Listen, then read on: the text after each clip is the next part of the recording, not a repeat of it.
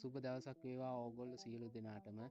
අද මම මේ සාකච්ඡා කරන්න යන්නේ 2020 ඕ ලෙවල් ගානේ ඒ කොටසේ පළවෙනි ගාන වැට් ප්‍රතිශතය සෙවීමයි.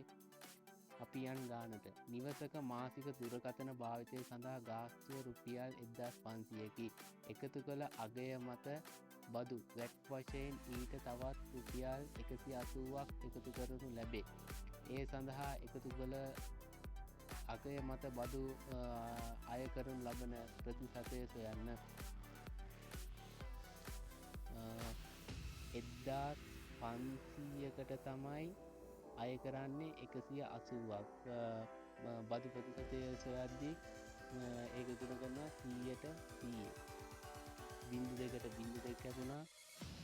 15 තුනෙන් බෙදුවම 5යි, 18 තුනෙන් බෙදුවම 6යි, එතන බිංදුවයි, 5ට 5 1යි, 8ට 5 12යි.